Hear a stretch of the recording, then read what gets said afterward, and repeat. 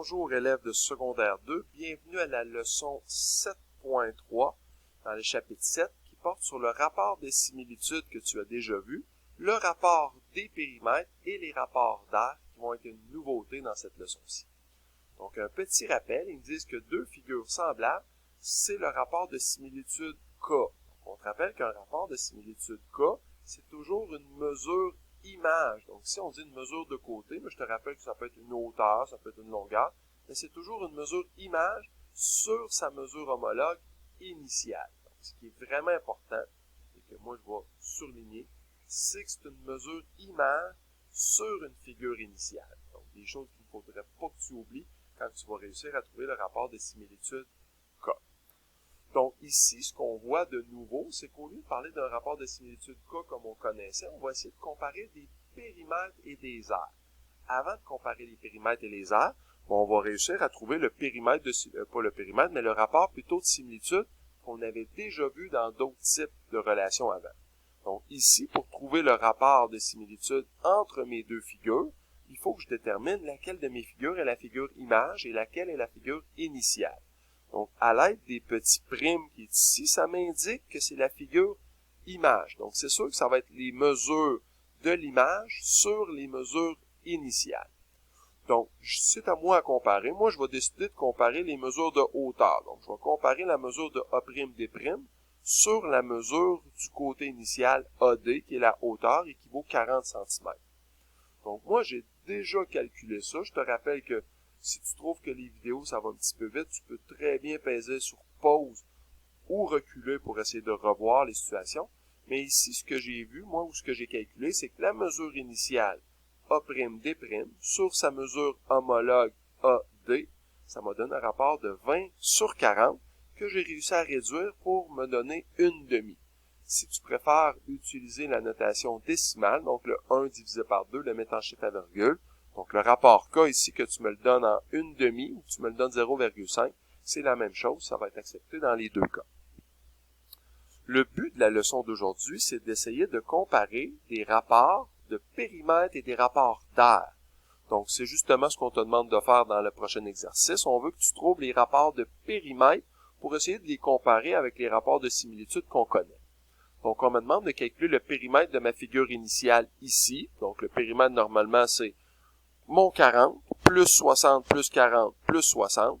Moi, je l'ai déjà calculé avec la petite formule 2 fois le 40 plus 60. Ça m'a donné un périmètre de 200.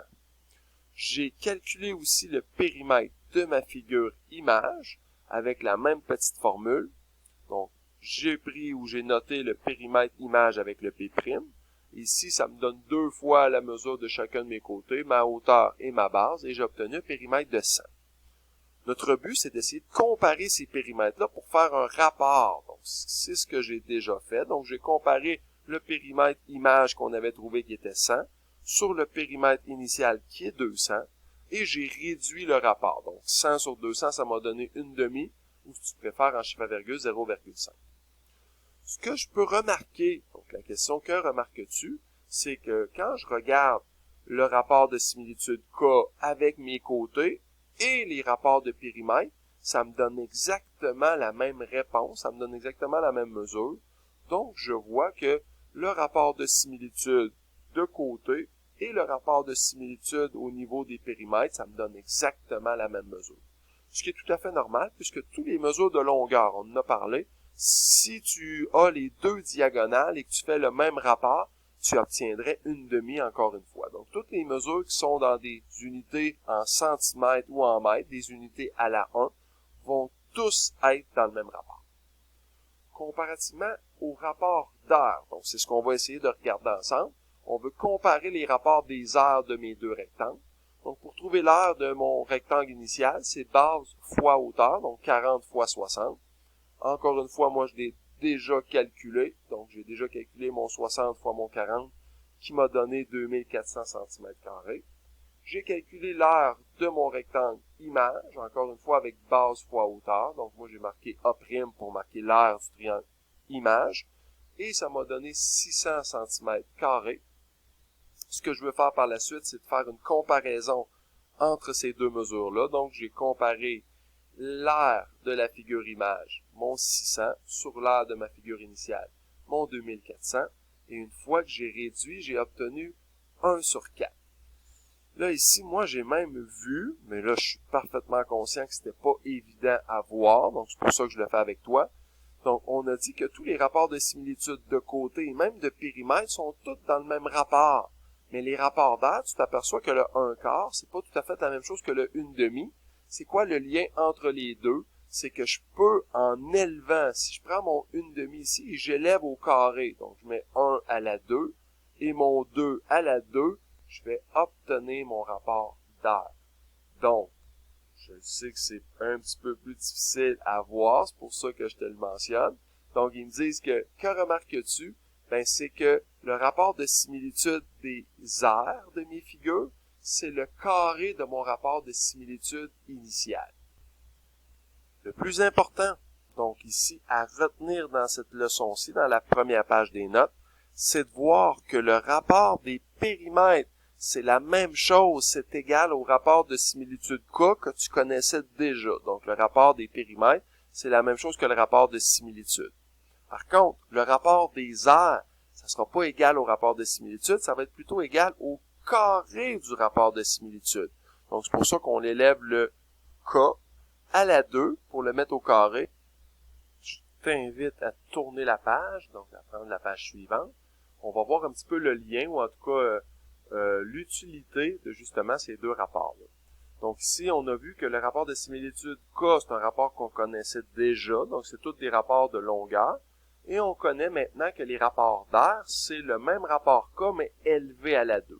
Donc justement, pour passer d'un rapport de similitude à un rapport d'aire, il faut que je l'élève au carré. Donc si j'ai un rapport K et que je le mets au carré à la 2, je vais obtenir le rapport des aires. Et inversement, si je veux passer d'un rapport d'aire qui est déjà au carré et je veux le ramener à un rapport normal K, il va falloir que je fasse plutôt la racine carrée, une opération qu'on avait déjà vue précédemment dans l'année. Donc, un petit point important que je t'ai parlé rapidement tantôt, mais si les rapports fournis sont présentés en fractions, donc si mes rapports K ou K2 sont déjà en fractions, on va tenter de conserver ces fractions-là en les modifiant. Par contre, si tu me dis qu'il y avait déjà des nombres décimaux, donc il y avait déjà des chiffres à virgule, ben, il n'y a aucun problème à ce que tu utilises encore les nombres décimaux. Donc, on va essayer de regarder quelques exemples. Donc, je pense que c'est ça qui va être le plus parlant, ou en tout cas qui va peut-être t'allumer sur ce qu'on est en train de faire ici. Donc, voici des paires de figures semblables, donc mes deux parallélogrammes qui sont présents. Et ils veulent que je détermine le rapport de similitude K. Ils veulent que je détermine le rapport des périmètres et le rapport des aires. Donc, de 1, pour déterminer le rapport de similitude K, il faut que j'aie deux mesures homologues. Je te rappelle que c'est de la mesure image, donc ici avec la figure avec les petits primes, sur la figure initiale.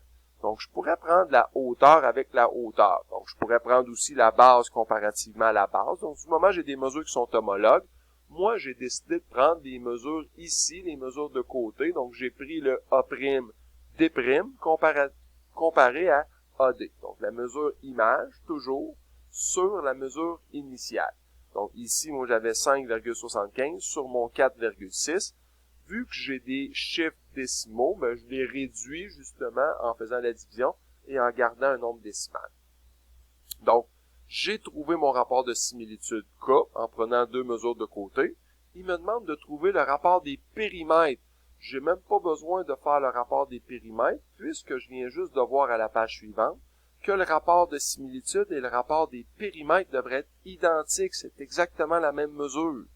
Par contre, quand que je veux faire le dernier point, le point 3, trouver le rapport des aires, ou au lieu d'être un rapport K, là, c'est un rapport K à la 2. Donc, pour trouver le rapport des aires, il faut que je prenne mon rapport K, trouvé précédemment, et que je l'élève au carré pour obtenir mon rapport K2, qui est un rapport d'aire. Donc, quand j'ai pris mon 1,25 au carré, j'ai obtenu ma réponse de 1,5625. Je poursuis avec le numéro 2. On veut justement faire les conversions. Donc, ils me disent, trouve le rapport d'aire à partir du rapport de similitude. Donc, on me donne déjà mon rapport de similitude et je veux aller retrouver le rapport d'aire. Donc, on a vu en haut que quand je connais le rapport K et que je veux trouver le rapport d'air K à la 2, ben, ce qu'il faut que je fasse, c'est d'élever au carré mon rapport. Donc, le K que j'avais, 0,5. Si je le mets à la 2 avec ma calculatrice, j'obtiens 0,25 qui va être mon rapport d'air. Si tu essaies de comprendre un peu le lien, c'est que les rapports normaux, ou les mesures normales, sont 0,5 fois plus petites, mais l'air est 0,25 fois plus petite dans ma figure initiale et dans ma figure image. Pour un rapport K qui est ici en fraction, qui est 3 sur 2, ben, si je veux calculer mon K à la 2, je vais juste conserver la fraction, c'est ce qu'on mentionnait tout à l'heure. Je vais prendre mon 3 à la 2, je vais prendre le 2 à la 2, ce qui va me donner mon nouveau rapport 9 quarts pour les rapports d'air.